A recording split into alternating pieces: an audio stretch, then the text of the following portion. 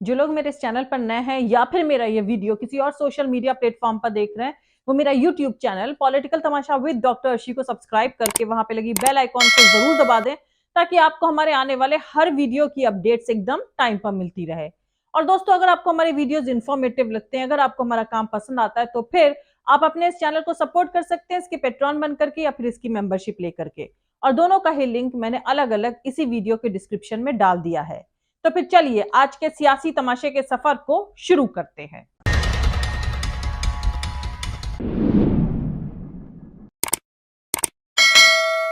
अगर शिवसेना नहीं होती महाराष्ट्र में, उद्धव ठाकरे नहीं घूमते महाराष्ट्र में, तैयारी नहीं करते, तो ये सीटें आती। हम बोलते कि मोदी हार गया, मोदी जी की सरकार नहीं बनेगी और बनी तो नहीं टिकेगी। ऐसी नौटंकी राजनीति में होती है।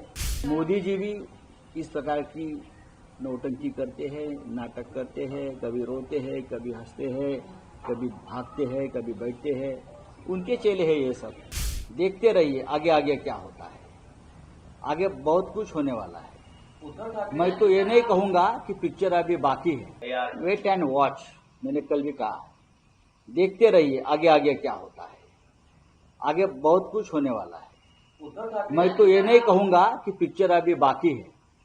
मैं ये कहूंगा कि पिक्चर शुरू हुआ है, एंड बाकी है। एनडीए की सरकार बनाने को लेकर पहले दौर की बैठक खत्म हो गई है। जेडीयू और टीडीपी ने अपनी अपनी मांग और शर्तों के बारे में बता दिया है। समझा जाता है कि एक दो दिन के अंदर कॉमन मिनिमम प्रोग्राम यानी न्यूनतम साझा कार्यक्रम का ऐलान करके बात को आगे बढ़ाया जाएगा। अब सबसे ज्यादा दिलचस्प ये देखना होगा कि जो नरेंद्र मोदी ना सवाल पसंद करते हैं, ना दबाव ना पसंद करते हैं और ना बार्गेनिंग पसंद करते हैं, सिर्फ हुक्म देना ही पसंद करते हैं, वो प्रो मुस्लिम सियासत करने वाले चंद्रबाबू नायडू और नीतीश कुमार की गुलामी कैसे और कब तक करेंगे।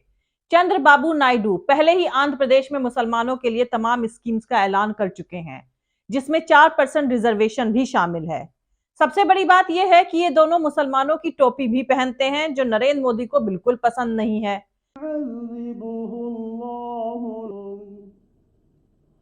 अल्लाहु अकबर, अल्लाहु अकबर, अल्लाहु अकबर।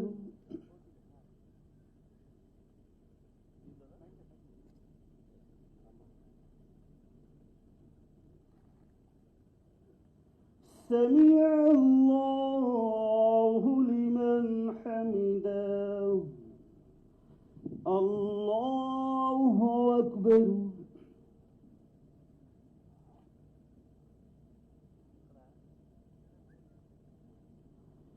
अल्लाहु अकबर, अल्लाहु अकबर।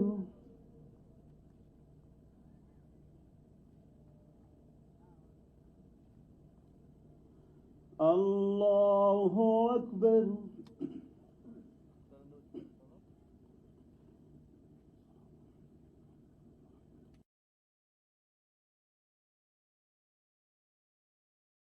कहने का मतलब यह है कि मोदी के एजेंडे अब बुरी तरह से डिमोलिश होंगे। एरोगेंट पॉलिसीज यानी अहंकारी नीतियां और दमन रुकेगा। अमित शाह शायद ही कैबिनेट ऑफ मिनिस्टर्स यानी मंत्रिमंडल में रहें और कम से कम होम मिनिस्टर तो नहीं रहेंगे। और अपनी इस मजबूरी को नरेंद्र मोदी पॉलिटिकल हैंडीकैप्ड यानी दो बैसाखियों के सहारे सियासी दिव्यांग बनकर देखते रहेंगे। दोस्तों, नरेंद्र मोदी और अमित शाह को गठबंधन सरकार चलाने का कोई तजुर्बा नहीं है।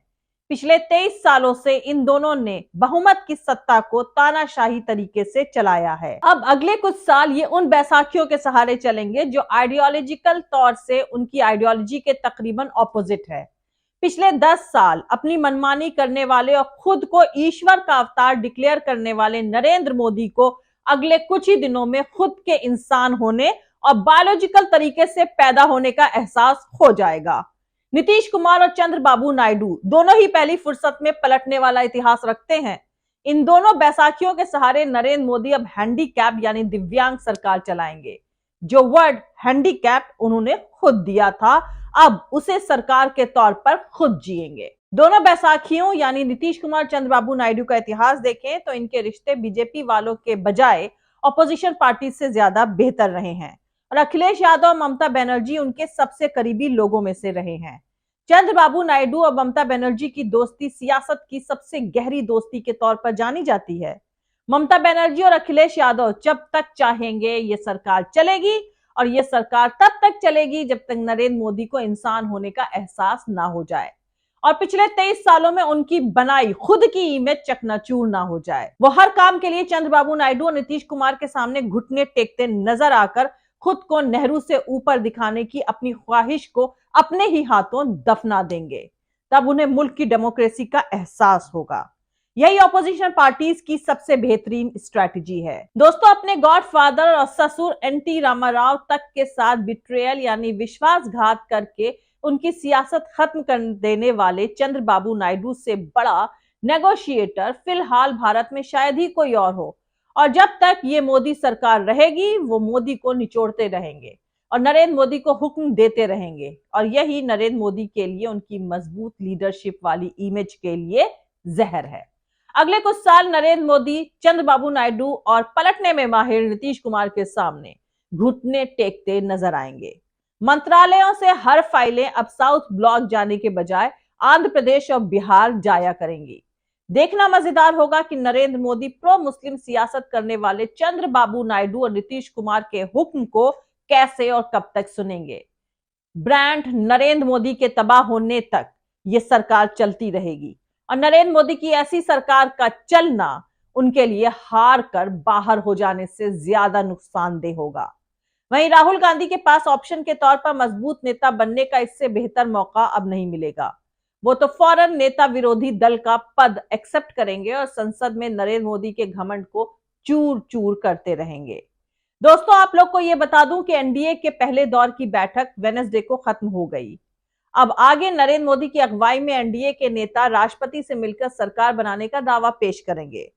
मोदी के सरकारी रेजिडेंस पर हुई इस बैठक के बाद कोई ब्रीफिंग नहीं करी गई कि बैठक में क्या तय हुआ है, लेकिन चंद्रबाबू नायडू की टीडीपी और नीतीश कुमार की जेडीयू ने सरकार को सपोर्ट करने का लेटर मोदी को सौंप दिया है। लेकिन सूत्रों के हवाले से जो खबरें आ रही हैं उसके मुताबिक टीडीपी के चीफ चंद्रबाबू नायडू और जेडीयू के चीफ नीतीश कुमार ने कुछ अहम मिनिस्ट्री और उनके स्टेट्स के लिए स्पेशल पैकेज की मांग करी है।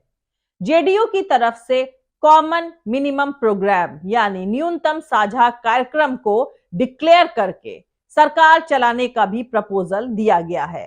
दोस्तों, जेडीयू और टीडीपी की कॉमन मिनिमम प्रोग्राम मांग इसलिए है कि फिर जब तक ये सरकार चलेगी तब तक इस सरकार को उसी कॉमन मिनिमम प्रोग्राम यानी न्यूनतम साझा कार्यक्रम पर सरकार चलानी पड़ेगी, जिसमें जाहिर है कि कोई सीएए, एनआरसी जैसे कम्युनल एजेंडे को जेडीयू और टीडीपी शामिल नहीं होने देंगे।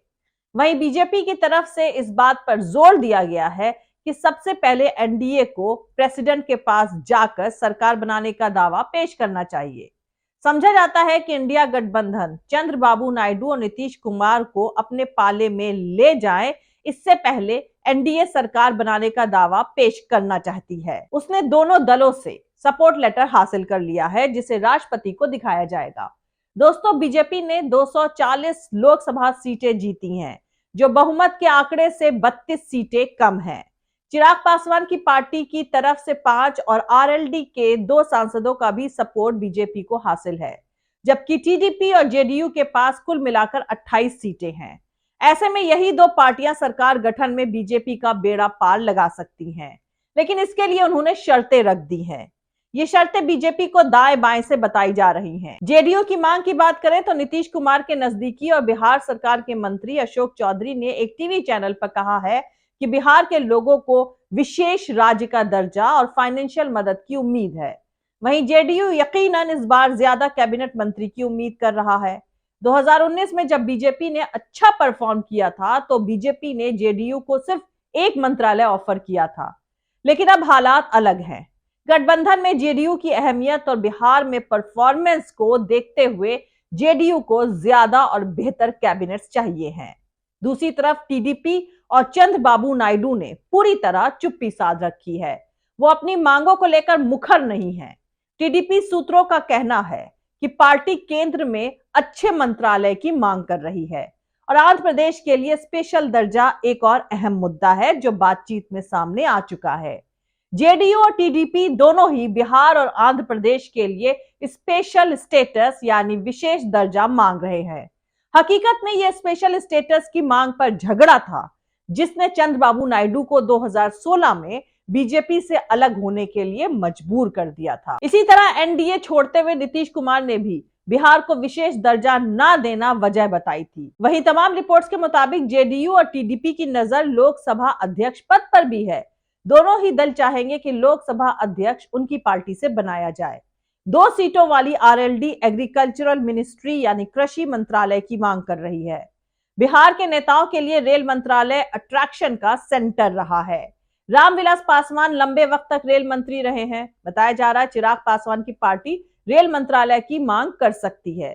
सोचिए, चंद्रबाबू नायडू और नीतीश कुमार को संसद का स्पीकर का पद भी चाहिए। कुल मिलाकर मोदी की दुकान में कुछ भी बचने वाला नहीं है।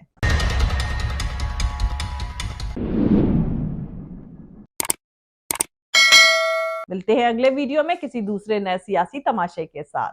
जय हिंद, सत्यमेव जयते, अल्लाह हाफिज। दोस्तों, हमारा पूरा वीडियो और दूसरे और वीडियोस देखने के लिए हमारा YouTube channel political Tamasha with doctor Arshi को सब्सक्राइब करके वहां पे लगी बेल आइकॉन को जरूर दबा दें ताकि आपको हमारे आने वाले हर वीडियो की अपडेट्स एकदम टाइम पर मिलती रहे। और दोस्तों, अगर आपको हमारे वीडियोस इन्फॉर्मेटिव लगते हैं, अगर आपको हमारा काम पसंद आता है तो फिर आप अपने इस चैनल को सपोर्ट कर सकते हैं इसके पेट्रॉन बन करके या फिर इसकी मेंबरशिप लेकर के। और दोनों का ही लिंक अलग अलग इसी वीडियो के डिस्क्रिप्शन में डाल दिया गया है। और आप हमें फॉलो भी कर सकते हैं हमारे ट्विटर, इंस्टाग्राम और फेसबुक पेज पर। मेरा ट्विटर हैंडल है @अर्शी अजीज खान। थैंक यू, मिलते हैं अगले वीडियो में।